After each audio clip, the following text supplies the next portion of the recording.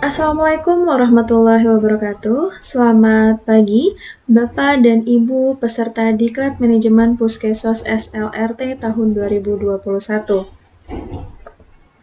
Pada kesempatan kali ini kita akan mempelajari modul 1, yaitu Perencanaan dan Pengembangan Program Puskesos SLRT.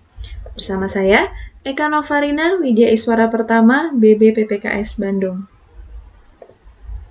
Pada kali ini, kita akan mempelajari materi tentang pemahaman perencanaan program, tahapan perencanaan dan pengembangan program SLRT, adopsi inovasi, dan divisi inovasi.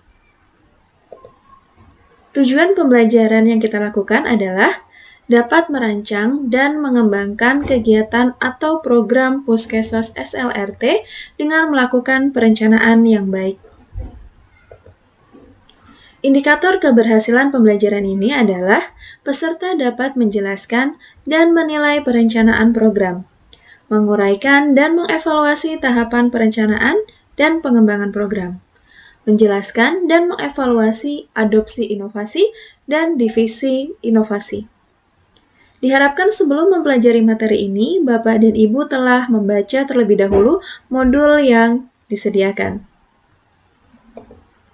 Dengan perencanaan yang baik, maka inovasi SLRT dapat diadopsi secara efektif dan tepat sasaran. Dengan demikian, diharapkan Bapak dan Ibu bersungguh-sungguh dan bersemangat dalam mempelajari materi ini, sehingga kompetensi yang Bapak dan Ibu nanti akan dapatkan akan menjadi sumbangsih bagi perkembangan SLRT yang bermanfaat bagi masyarakat luas. Seperti diriwayatkan oleh Ahmad At-Tabarani ad-Daruqutni bahwa sebaik-baik manusia adalah yang paling bermanfaat bagi orang lain. Pada materi perencanaan program, kita akan membahas mengenai pengertian perencanaan program, filosofi perencanaan program, ukuran perencanaan, dan tahapan perencanaan. Perencanaan program dilakukan dengan memperhatikan kegiatan yang disusun, sasaran yang dituju, dan bagaimana program dijalankan. Apa itu perencanaan program? Ya, perencanaan program adalah proses yang berkelanjutan dengan melibatkan semua stakeholder dalam upaya mencapai tujuan yang diinginkan, yaitu sasaran memperoleh layanan sesuai dengan masalah dan kebutuhannya. Lalu, filosofi apa yang digunakan? Maka filosofi program adalah kebutuhan yang dirasakan, kebutuhan nyata, bebas dari masalah, nilai yang dianut, membantu diri sendiri, dan dimensi pembangunan. Ukuran perencanaan program. Suatu perencanaan program perlu dilihat apakah telah baik. Maka dilakukan analisis fakta dan keadaan, pemilihan masalah berlandaskan kebutuhan, jelas dan menjamin keluasan, tujuan dan pemecahan masalah, menjaga keseimbangan, pekerjaan yang jelas, proses yang berkelanjutan, proses belajar dan mengajar, proses koordinasi, dan kesempatan. Berikut adalah tahapan perencanaan program. Terdapat 7 tahapan perencanaan program.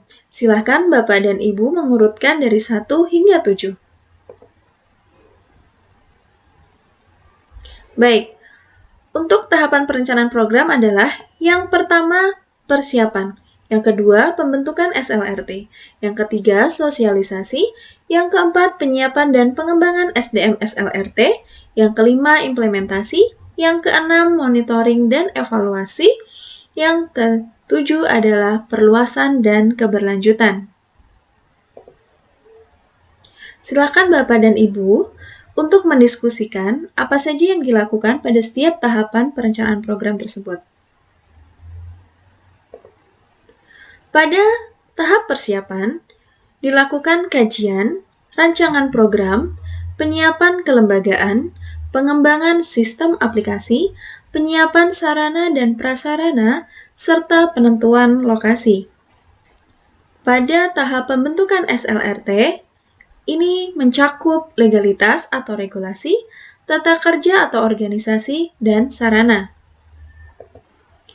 Pada tahap sosialisasi, diperhatikan sasaran, materi, pelaksanaan, dan pendekatan yang dilakukan.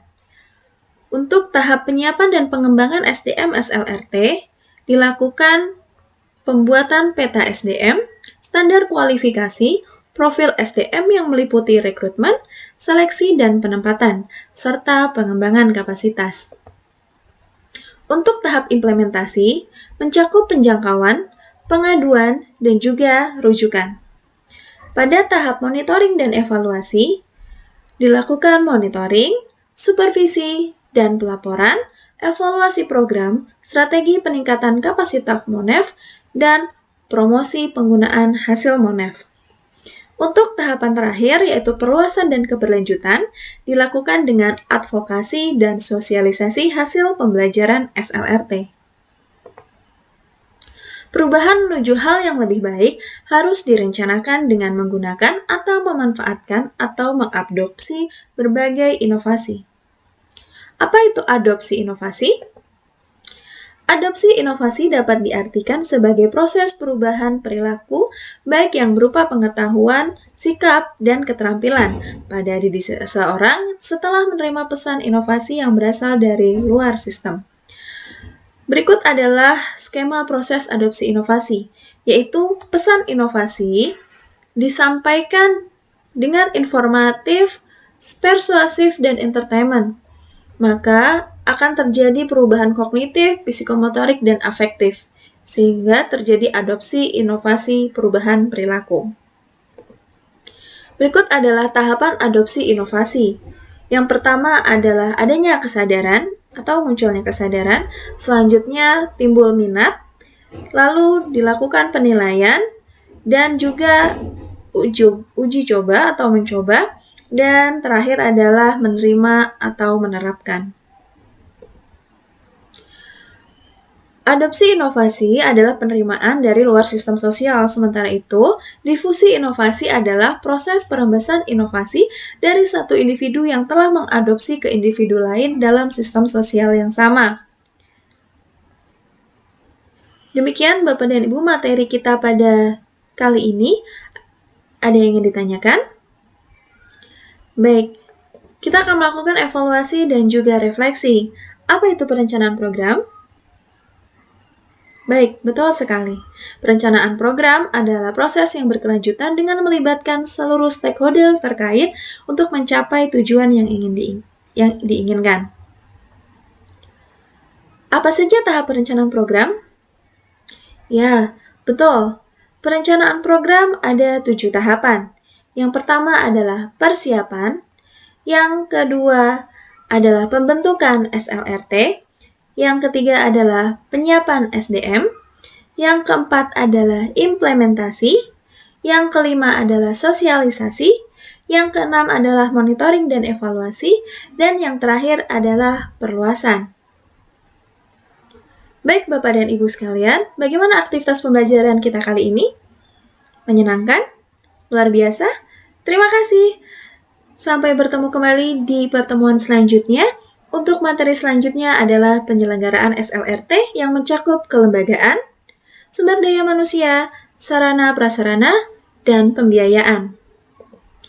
Demikian materi hari ini. Terima kasih. Semoga sukses. Salam sehat. Wassalamualaikum warahmatullahi wabarakatuh.